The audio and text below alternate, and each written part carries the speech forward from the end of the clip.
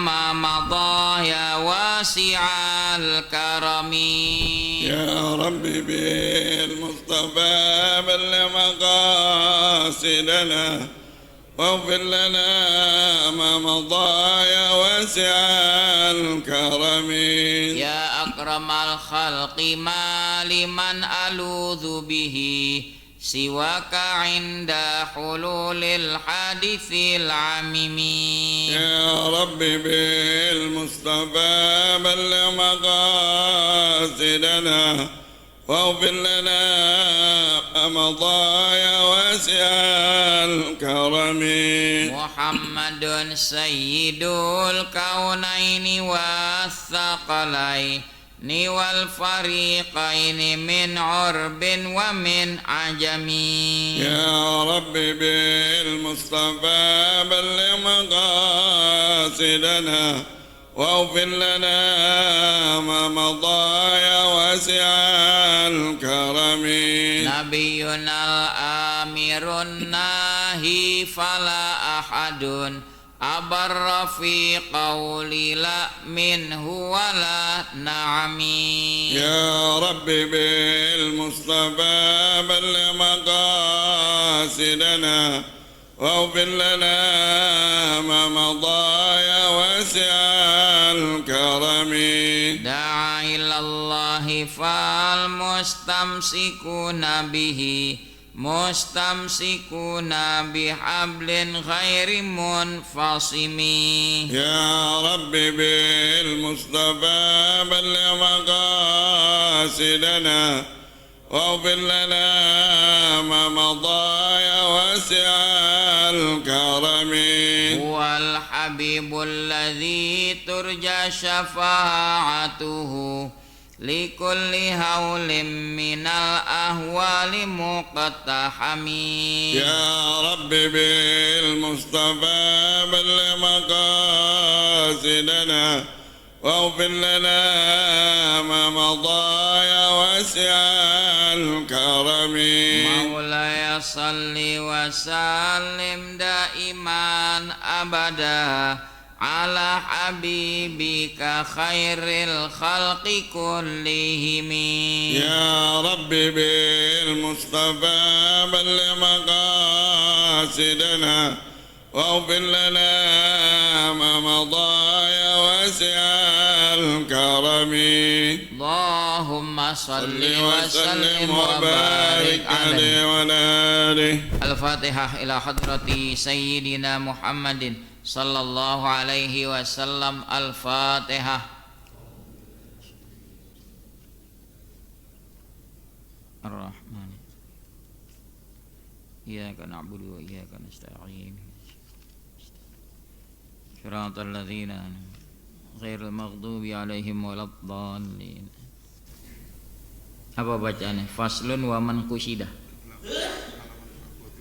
Bacaan Faslun wa man qusida. Halaman berapa? 127. Bismillahirrahmanirrahim. Alhamdulillahi rabbil alamin. Wa bihi nasta'in ala umurid dunya waddin. Wassalatu wassalamu ala ashrafil mursalin Sayyidina Muhammadin wa ala alihi wa sahbihi ajma'in, amma ba'du. Fa inna asdaqal hadits kitabullahi ta'ala wa khairal hadyi hadyu Muhammadin sallallahu alaihi wasallam wa syarral umuri muhdatsatuha wa kullu muhdatsatin bid'ah wa kullu bid'atin dhalalah wa kullu dhalalatin finnar. Wa bisanadil muttasili ilal imamil muallifi rahimahullahu ta'ala wa adaman naf'a bihi wa bi barakati ulumihi wa bikum fid daraini amin. Radiyallahu ankum. Qala radiyallahu an. Bismillahirrahmanirrahim.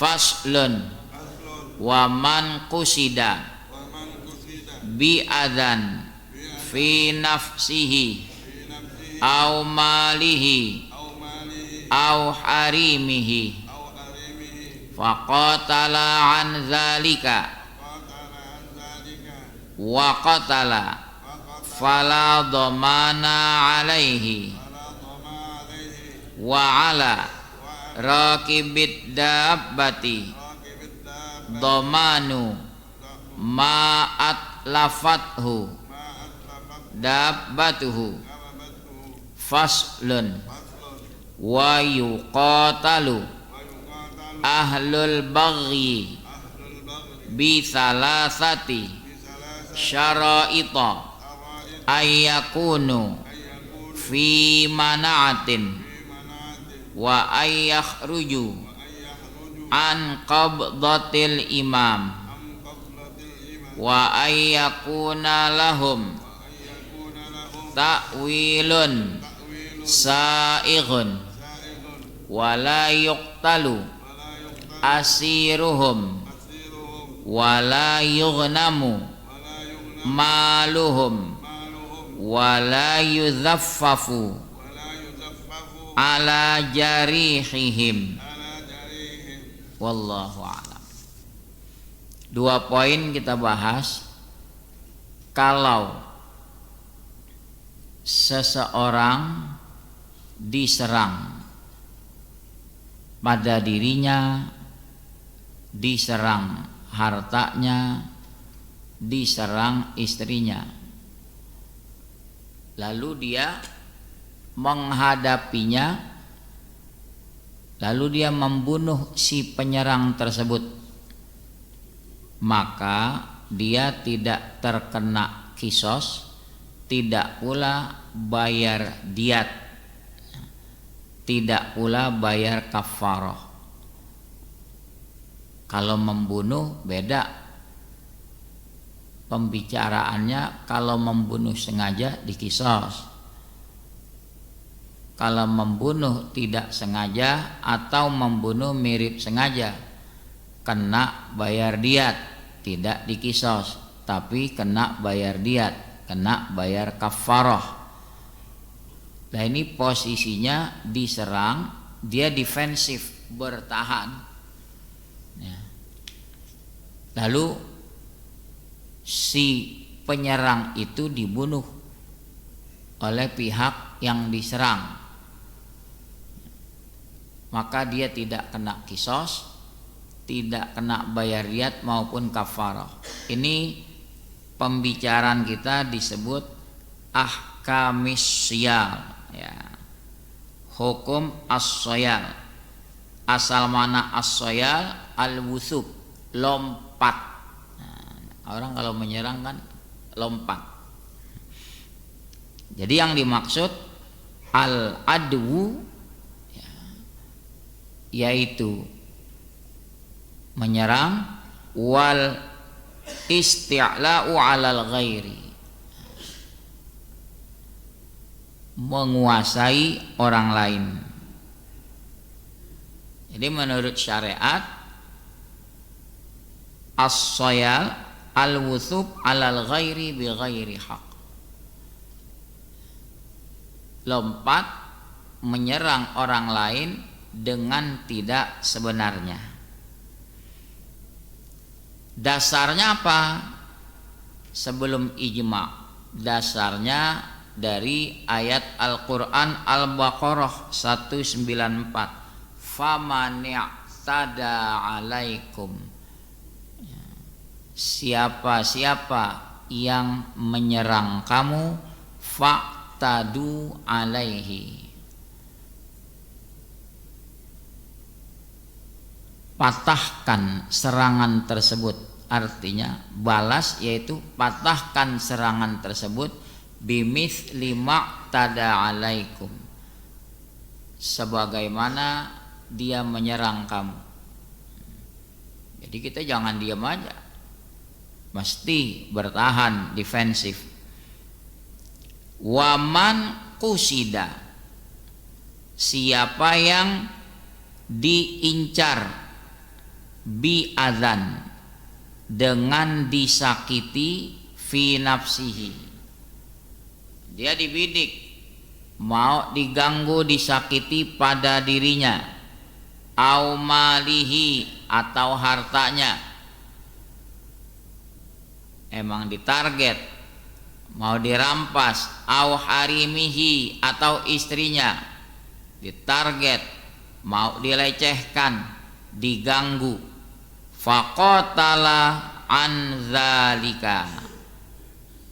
Asal makna qatala berperang, maksudnya dia bertahan dari yang demikian. Dia melindungi dirinya, melindungi hartanya, melindungi istrinya. Ketika dia bertahan begitu, wa qatala, dia membunuh si penyerang. Posisinya bertahan. Jadi berbeda dengan membunuh sengaja. Ketika dia bertahan, ya fala dhamana alaihi, maka dia tidak ada kewajiban jaminan atasnya. Artinya fala dhamana alaih fala qisas, dia tidak dikisos. Wala diat, enggak wajib bayar diat, karena tidak dikategorikan pembunuhan sengaja, tidak sengaja maupun mirip sengaja. Diserang, wajib enggak bertahan? Wajib.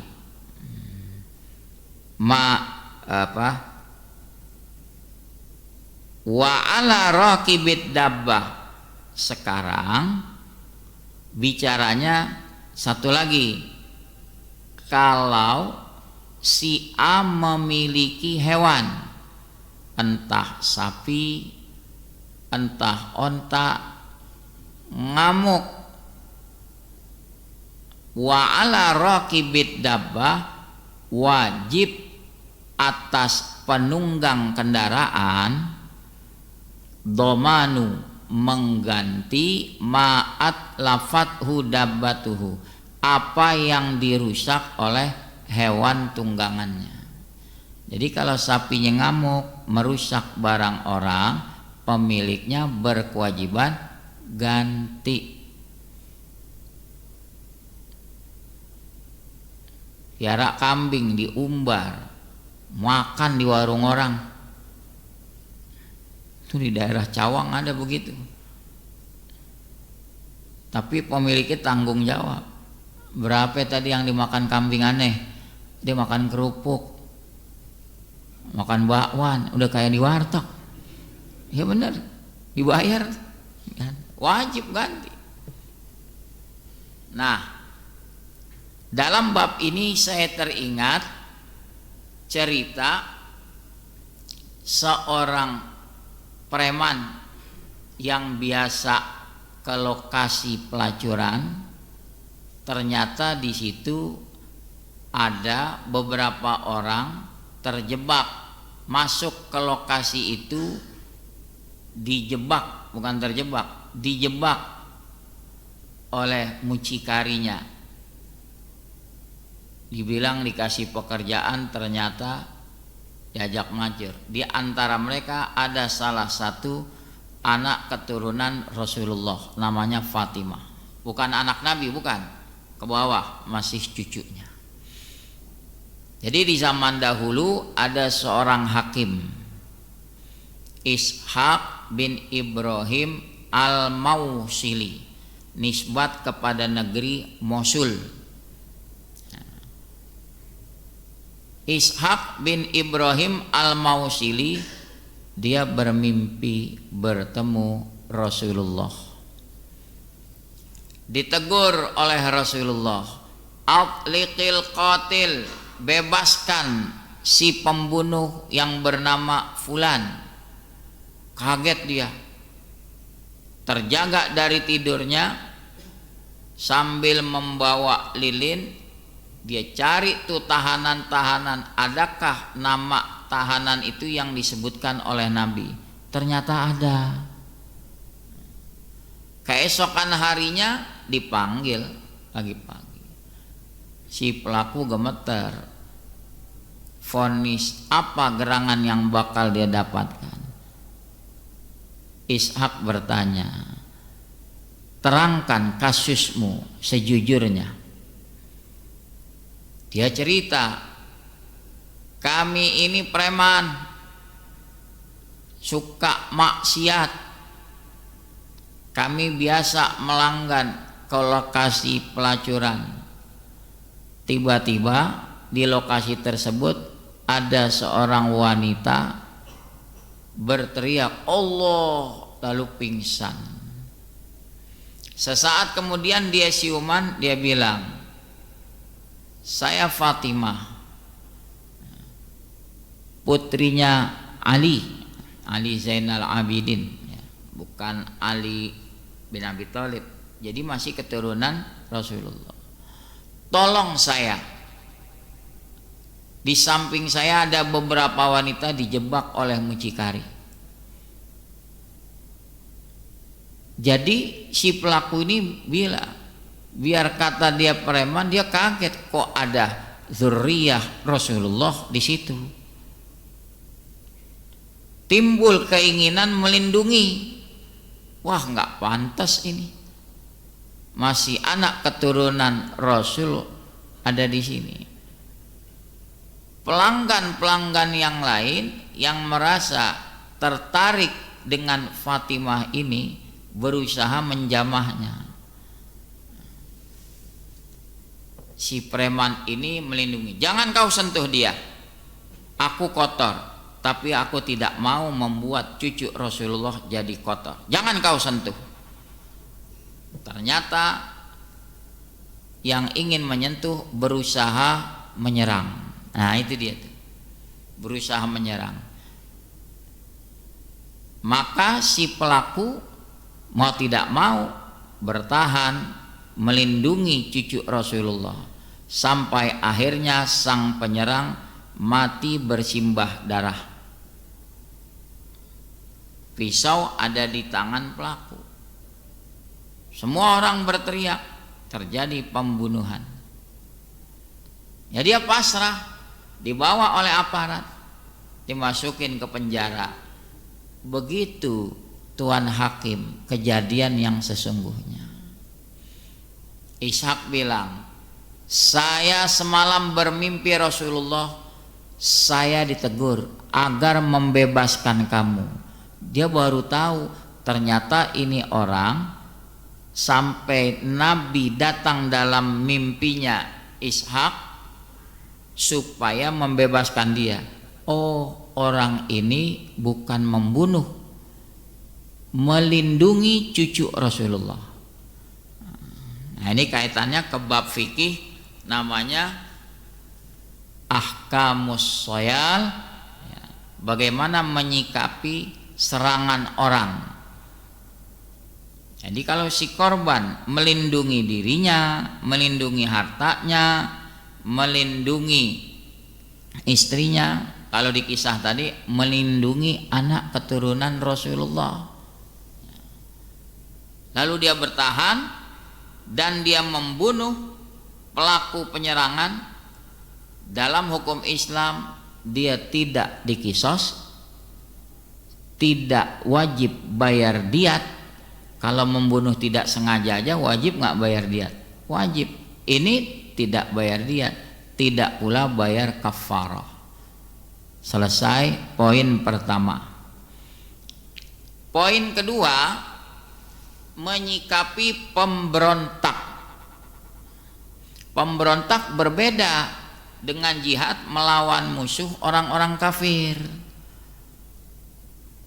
Kalau orang-orang kafir kita jihad di medan tempur, berhasil memenangkan pertempuran, maka kita dapat ghanimah, harta rampasan perang. Tapi kalau menaklukkan pemberontak ini muslim, maka hartanya tidak bisa dijadikan harta ghanimah. Kalau pada perang jihad yang kalah bisa ditawan, jadi tawanan. Tapi kalau menaklukkan pemberontak, Pemberontak tidak bisa dijadikan tawanan. Itu bedanya. Mari kita lihat. Faslun. Ini sebuah fasal. Wa yuqalu ahlul baghi bi thalathati syara'id. Bisa diperangi pemberontak itu kalau terpenuhi 3 syarat. Jadi pemberontak itu dia Muslim, ya, bukan kafir, maka tidak disebut jihad. Ya, misalnya seorang imam mengutus agar pemberontak kembali taubat, dia kagak mau, masih ngeyel, bisa diperangi. Syarat pertama, ayyakunu fi manaatin, mereka itu memiliki kekuatan.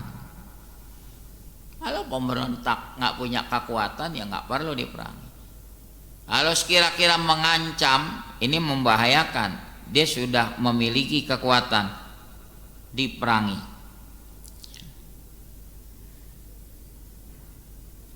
Di zaman sahabat, ya, sepeninggal Nabi, ada kelihatan orang-orang yang memberontak, tidak taat kepada Amiril Mukminin. Jadi syarat pertama, kalau mereka sudah memiliki kekuatan, fi manaatin, juga memiliki bilangan yang sudah cukup mengancam keberadaan sang imam. Yang kedua, wa ayyakhruju an qabdatil imam, mereka keluar dari genggaman seorang pemimpin yang adil. Artinya sudah tidak mau tunduk lagi. Pemimpinnya adil, kelompok pemberontak ini ngeyel, kagak mau tunduk taat. Yang ketiga, wa ayyakuna lahum ta'wilun sa'ighun ay muhtamalun, bahwa si pemberontak itu memiliki takwil yang muhtamil, yang mengandung interpretasi.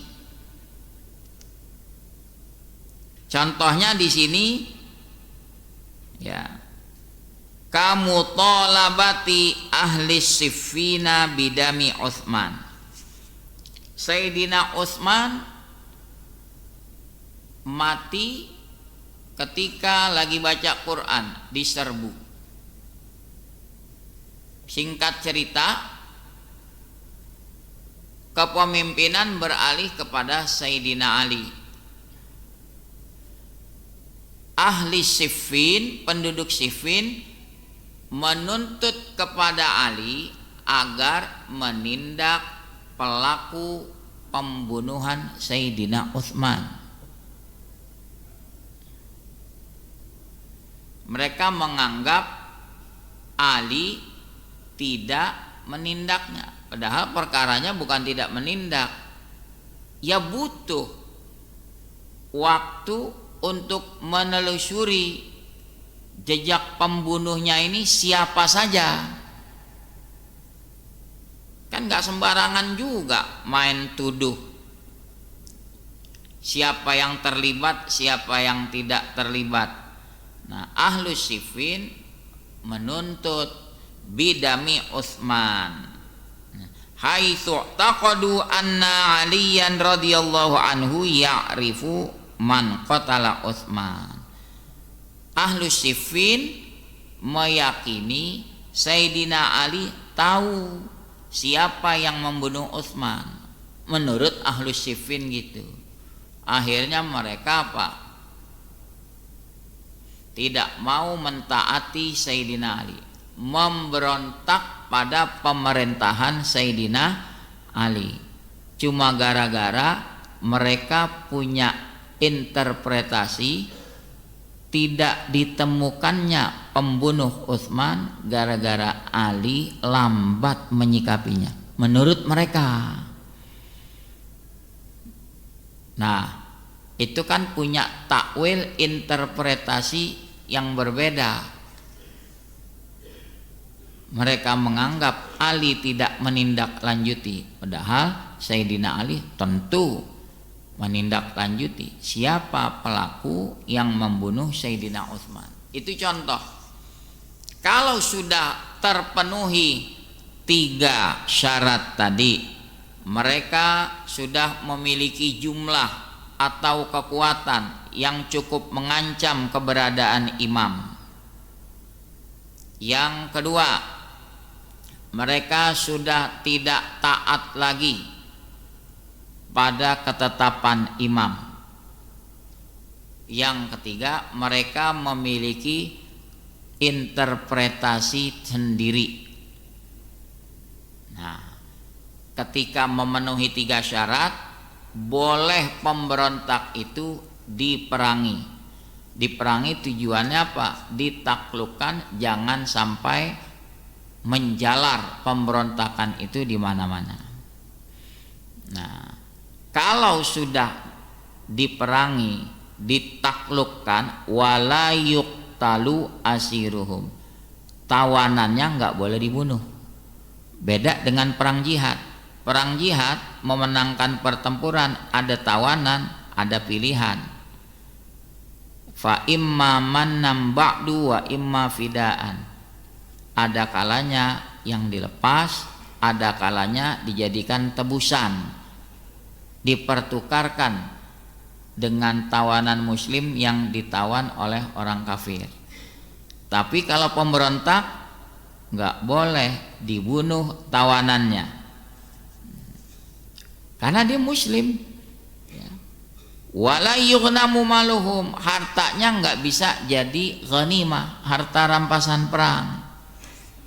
Wala yudzaffafu ala jarihihim, tidak boleh dilukai orang-orang yang terluka dari mereka. Si pemberontak luka-luka, ya ditambahin lagi, ditusuk begitu, ya nggak boleh. Itu bedanya.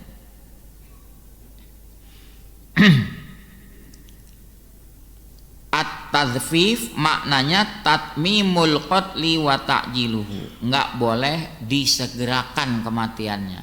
Orang udah luka-luka, si pemberontak ini ya disengajain biar cepat mati, nggak boleh.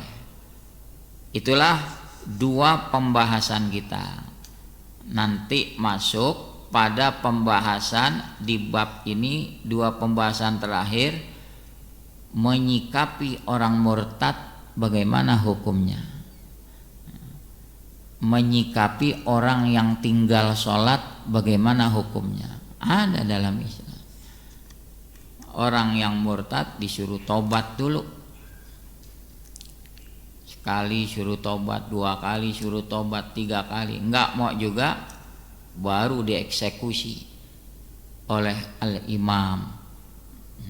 Kalau udah mati, tidak dimandikan, tidak dikafankan, tidak disolatkan, tidak dikubur di kuburan orang Islam, karena matinya sudah di luar iman. Begitulah adab-adab Islam. Jadi nggak langsung dibunuh, suruh tobat. Anda ini muslim, kenapa jadi keluar dari Islam? Kira-kira kalau hukuman ini diterapkan di sini, banyak yang dieksekusi nggak? Iya. Dulu kita bangga, tahun-tahun 70-80, mayoritas Islam 98% kan gitu. Sekarang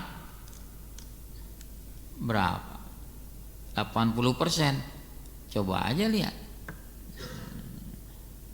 Prihatin kita, banyak yang pada murtad begitu.